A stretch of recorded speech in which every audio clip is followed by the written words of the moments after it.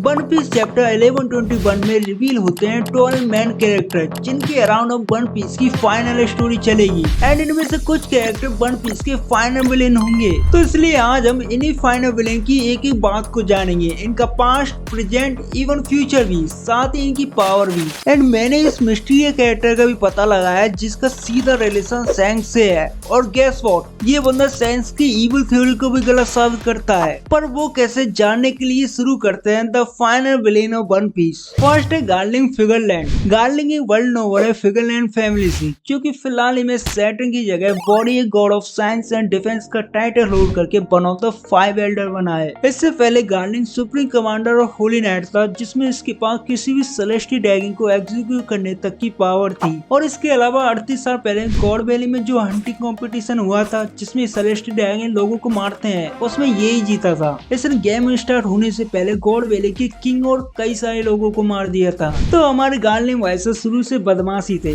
Power और ability की बात करें तो पहले Garling supreme commander of holy knight था, जिसके अंदर रेस्ट ऑफ द ग्रुप आते हैं लाइक CP0 एंड किसी भी सेलेस्टियल ड्रैगन को एग्जीक्यूट कर सकता था। लेकिन अब बंदा 5 एल्डर बन चुका है, तो इसकी पावर भी बढ़ चुकी है। अब वो वर्ल्ड नोवेल के साथ साथ पूरी वर्ल्ड गवर्नमेंट को भी कंट्रोल करता है। मतलब इमू के बाद अब वही तो है। एंड इसके अलावा इमू ने बाकी एल्डर्स की तरह गार्लिंग को भी योकाई फॉर्म दी होगी, और इसकी पावर तुम जानते हो या जान जाओगे। लूफी खुद गियर 5 में एक भी एल्डर्स को हरा नहीं पाया था। गार्लिंग की खुद की पर्सनल पावर भी है, लाइक उसके पास एक तलवार है और एडवांस लेवल पे हाकी यूज कर सकता है। मतलब चलता फिरता मॉन्स्टर है। तो इतनी बड़ी पावर होल्ड करने के बाद ये बंदा ठाली तो बैठेगा नहीं। और इमू ने सैटर्न की जगह इसे इसलिए चुना है कि ये कुछ उखाड़ सकता है। ऊपर से बंदे का माइंड सेट भी ऐसा है, Those who protect rest will sink even lower। ये गार्लिंग के वचन है। पर एक बंदा गार्लिंग से भी बड़ा हरामी है, अकाइनु। अकाइनु काफी लंबे समय से वन पीस में एक इम्पोर्टेंट एंड स्ट्रॉन्गेस्ट विलेन है, जिसके पास लोगिया टाइप मेगु नोमी की पावर है। अभी अकाइनु करंटली फ्लीट एडमिरल है, जो कि मरीज में हाईएस्ट रैंक है, जिससे इसकी मरीज पर फुल्ली कमांड होती है। अकाइनु दूसरे मरीज से काफी अलग है। ये हार्श, एंग्री एंड समझौता नहीं करने वाला बंदा है, जो कि पायरेट से काफी नफरत करता है। ये नफरत इतनी है कि ये किसी बच्चे को भी मार सकता है अगर उसे पता चले कि ये बच्चा किसी पायरेट का है। यही बात अकाइनु को पूरी स्टोरी में सबसे डेंजरस मरीन्स बनाती है। अकाइनु एब्सोल्यूट जस्टिस पे भरोसा रखता है और इसे बनाए रखने के लिए वो किसी भी हद तक जा सकता है। और यही हमने इसके पास्ट में मरीन्स फोर्ट पे देखी थी, चाहे इसको मारना हो, व्हाइट बियर से लड़ना हो, या फिर लूफी के पीछे हाथ धो के पड़ना हो। ये बंदा ओहारा में जो मास मर्डर हुआ था उसमें भी साथ था। अकाइनु की पावर की बात करें तो वो फ्लीट एडमिरल है, जिसके अंदर मरीन्स एंड गवर्नमेंट एजेंट आते हैं, और वो बस्टर कॉल का भी यूज कर सकता है। लेकिन इसके अलावा अकाइनु के पास one of the broken devil fruit मेगु नोबी लोगिया टाइप है, जो उसे मांगवा में ट्रांसफॉर्म होने, कंट्रोल करने की पावर देता है। एंड इसकी फिजिकल स्ट्रेंथ भी काफी ज्यादा है। एडवांस हाकी भी यूज कर सकता है। मतलब कि चलता फिरता पावर हाउस है। हालांकि टाइम स्किप के बाद अकाइनु दूसरे कामों में ज्यादा बिजी है, बट जैसे जैसे पायरेट वन पीस की तरफ बढ़ रहे हैं, अकाइनु भी जल्दी एक्शन में आएगा। लेकिन एक कैरेक्टर काफी लंबे समय से अपने एक्शन मोड में है, वो है black beard. Black beard one of the major villain है वन पीस का, जो ओडा सेंसेई ने फाइनल सागा के लिए सेव कर रखा है। ये 4 यंकों में से एक है जो न्यू वर्ल्ड के ऊपर रूल करते हैं, और ये हिस्ट्री में इकलौता इंसान है जो 2 डेविल फ्रूट की पावर को यूज कर सकता है। इसके साथ ही ये लूफी, रॉजर, रॉकस्टीजर की तरह ही स्पेशल डी क्लान से बिलोंग करता है। ब्लैक बियर्ड ने पास्ट में काफी इविल काम करे हैं, जिसकी शुरुआत इसकी व्हाइट बियर्ड पायरेट जोन करने से होती है, जहां इसने यामी डेविल फ्रूट चुराने के लिए अपने ही क्रू मेंबर को मार दिया था।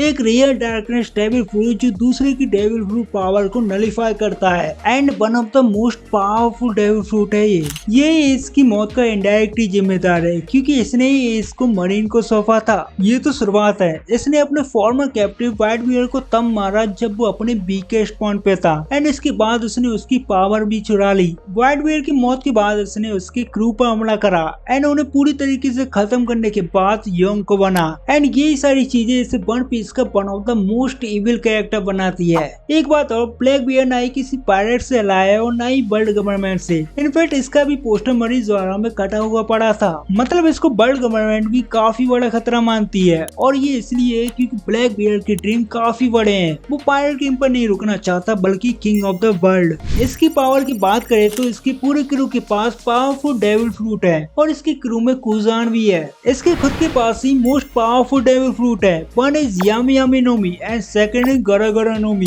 गरा गरा नोमी वाइट वेयर वाला डेविल फ्रूट है जो इसे one of the most powerful character बनाता है एंड ये हाकी भी यूज कर सकता है। ब्लैक बियर अभी रुका नहीं है, वो अपनी पावर को बढ़ाता जा रहा है। जैसा कि तुम्हें पता है कि उसने pudding, coffee, low, boa Hancock and guard को कैप्चर और उन पे हमला करा और वो आगे भी ऐसा ही करेगा क्योंकि वो लूफी, सैंक्स और वर्ल्ड गवर्नमेंट की तरह ही वन पीस को पाने की रेस में है। एंड इसी रेस के एंड में हम फाइनल फाइट भी देखेंगे ब्लैक बियर की, शायद लूफी या सैंक्स के साथ। अगला है ये मिस्टीरियस कैरेक्टर जो हमने चैप्टर 1121 में दूसरे कैरेक्टर के साथ देखा था। इसके अराउंड काफी थ्योरी बन चुकी है जिसमें से एक थ्योरी मुझे लॉजिकल लगी और उसने मेरा दिमाग हिला दिया एंड मुझे पता है 100% तुम्हें भी वो लॉजिकल लगेगी। तो बात ऐसी है कि ये मिस्टीरियस कैरेक्टर सैंक्स का ब्रदर है जो कि बिल्कुल सैंक्स जैसा दिखता है। अब इससे पहले तुम वीडियो छोड़ के भागो, मुझे मेरी बात पूरा करने दो। इस इमेज में इसकी स्वॉर्ड पे फोकस करा गया है जो कि बिल्कुल सैंक्स एंड गार्लिंग की आइकॉनिक स्वॉर्ड की जैसी है और ये कोई कोइंसिडेंट नहीं है कि ओडा सेंसेई ने ऐसे ही बना दिया। लेकिन फिर भी तुम कह सकते हो कि ऐसे और भी कैरेक्टर हैं जिनके पास ऐसी स्वॉर्ड है, इसलिए इसे और भी ज्यादा क्लियर करने के लिए देखते हैं चैप्टर 907 को। इसमें सैंक्स 5 एल्डर के साथ मीटिंग करता है जो कि काफी अजीब है। तुम चाहे कैसे भी समझाने की कोशिश करो, जितना हमें पता है कि एक योंको को 5 एल्डर के साथ मिलाया ही नहीं बल्कि उसे मरीजुआ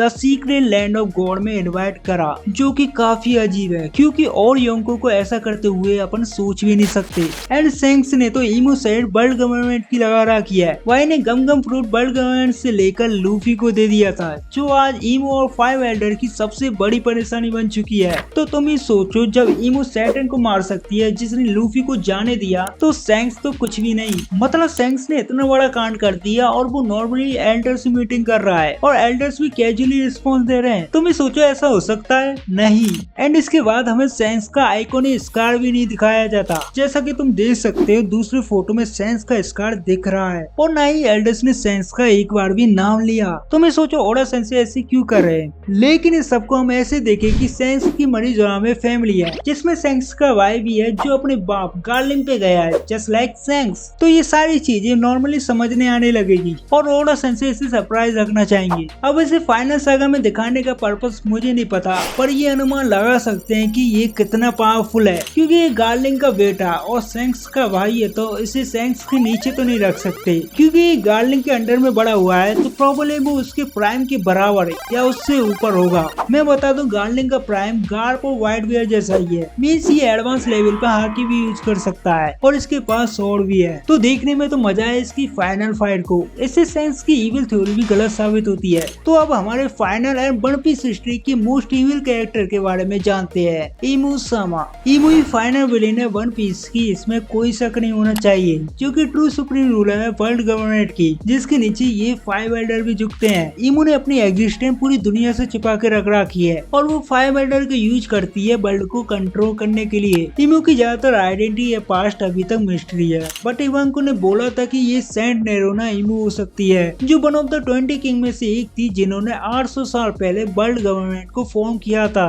मींस इमू के पास इमोर्टल होने की पावर है जिससे वो अभी तक जिंदा है एंड इसलिए वो जॉय बॉय लेली इतने सालों पुराने लोगों को जानती है। इमू की 20 किंगडम के साथ जॉय बॉय से फाइट हुई थी जिसमें जॉय बॉय हार गया था। इमू की फुल पावर अभी हमने देखी नहीं है, पर जितनी देखी है वो दिमाग हिला देती है। इमू एक मैसिव बीस्ट में ट्रांसफॉर्म हो सकती है बिल्कुल एल्डर्स की तरह ही, बट उसकी ट्रांसफॉर्मेशन एल्डर से काफी बड़ी होती है। तुम खुद ही देखो, लूफी एल्डर के सामने इतना सा दिख रहा है और एल्डर्स इमू के सामने इतने।